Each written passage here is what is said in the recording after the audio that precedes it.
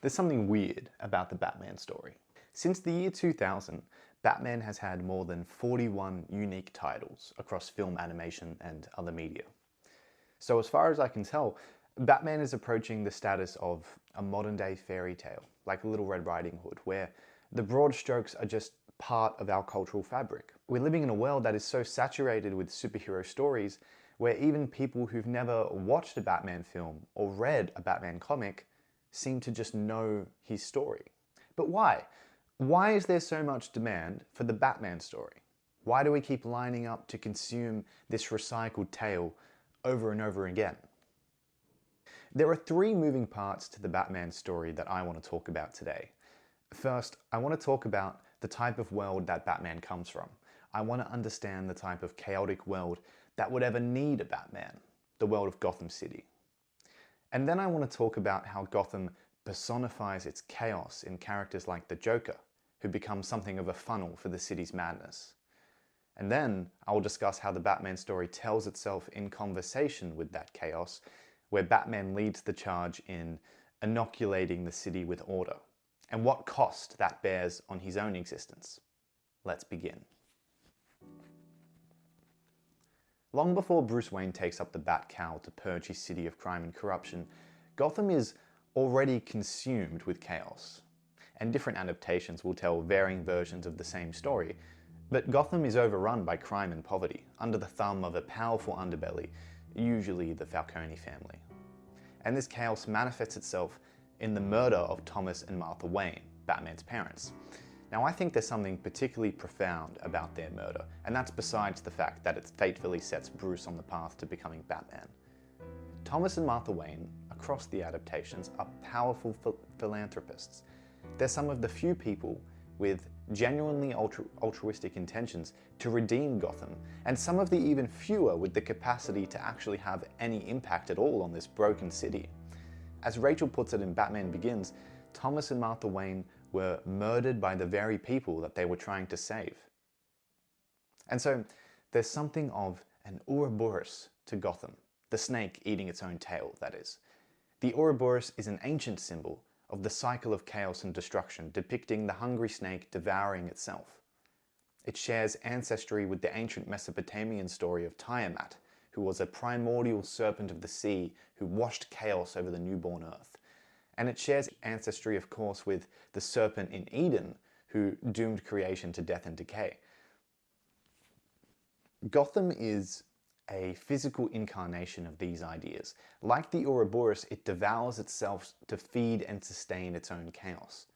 As a result, Gotham is just as much a character, just as much a villain even, as any of the gallery of rogues Batman wrestles with.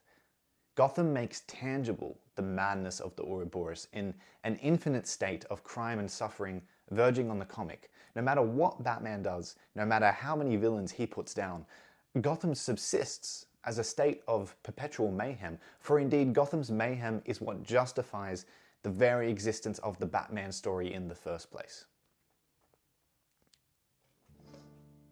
Gotham, as an incarnation of chaos, is personified in the Joker. Now, this mad, sadist clown, he resists being known. He's not some bad man with an evil plan. There's little about him that is like a man at all. He's a self-proclaimed agent of chaos with no agenda, no ambition, no purpose really, other than to just align himself with the sheer absurdity and randomness of existence to perpetuate that anarchy that gives life to Gotham City. And I think we see this in Heath Ledger's Joker when he infects Harvey Dent with his madness.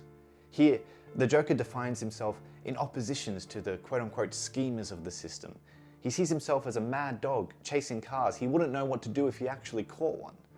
And most brilliantly, he infects Harvey Dent with the same madness and the same disdain for trying to make order out of a broken system. To be alive for the Joker is to be the chaos, to embrace the absurdity of it all and laugh. And it's precisely this that defines the Joker. He's more an idea than he is a man. He's the very inversion of the idea of Bruce seeks to construct with the Batman. The Joker is uncontainable, undefeatable, unknowable, just as the Batman is uncontainable, undefeatable, and unknowable. The Joker is Gotham's answer to Batman's crusade. He is all of Gotham's chaos, all of Gotham's madness made manifest. And I don't think it's any coincidence that the animus for the city's comic level of mayhem is personified in a literal killer clown. And so, to put it in perhaps some melodramatic terms, the Joker is something like the tide of the mad sea that rises to punish any who dare to sail through it. Batman sees himself and his crusade as an antidote to the mayhem of Gotham. He too seeks to be more than a man. He seeks to be an idea, a symbol, to be incorruptible, undefeatable. With the idea of the Batman, Bruce seeks to make order out of Gotham's chaos. Critically, this is not a quest for cleansing by fire. He doesn't want to rebuild a new Gotham from the ashes, but he wants to reorganize the Gotham that is into a harmonious order. The Batman therefore personifies something like the Logos. For the Stoics, the Logos is the natural order of the universe to which all things tend toward and conform, from which we can learn how to live.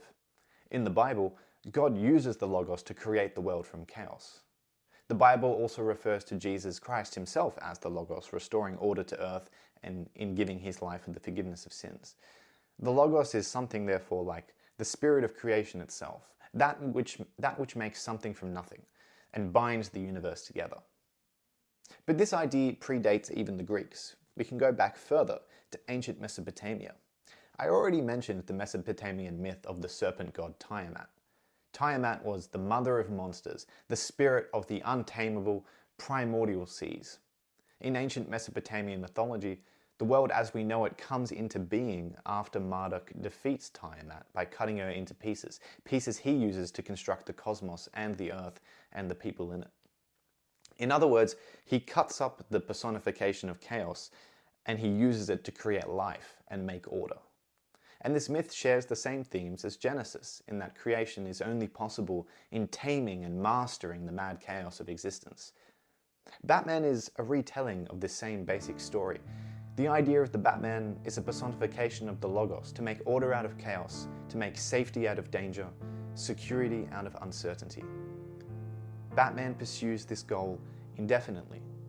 His story only exists insofar as he is chasing this end.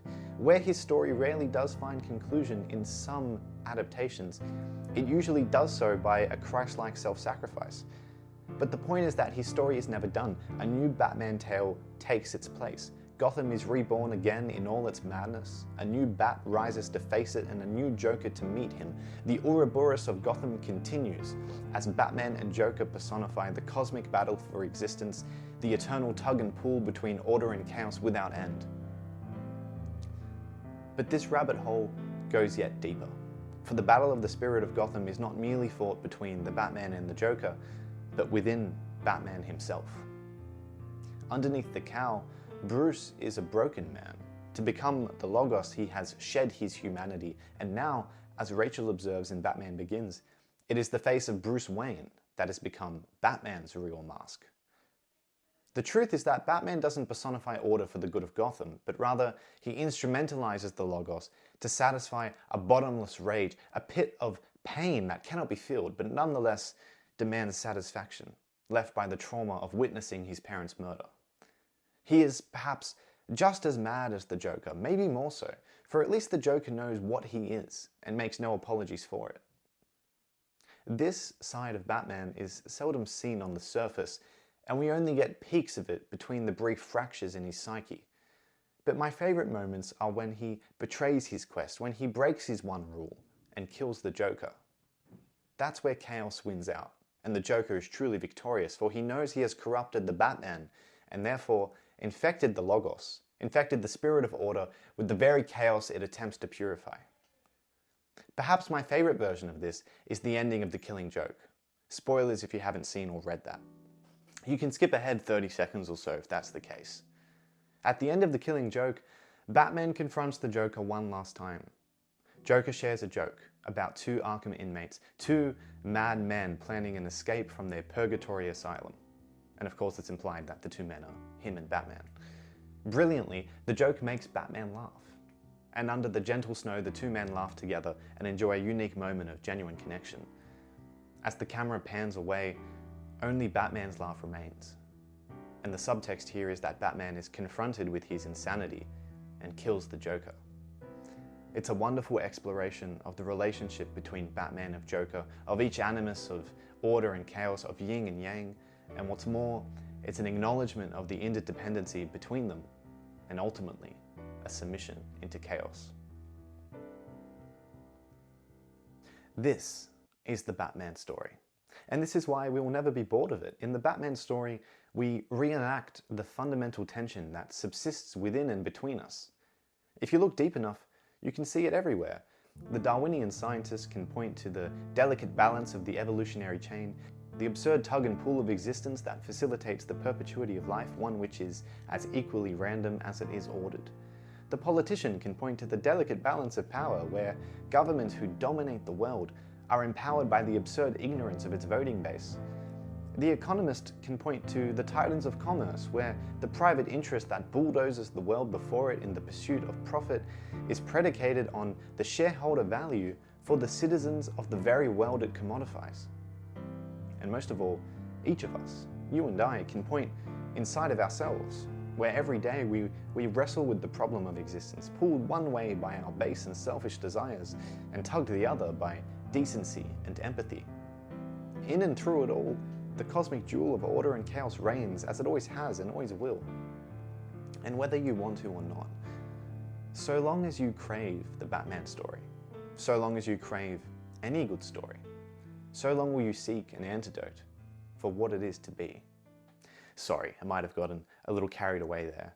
Thanks for watching, my friends, and as always, have a very good day.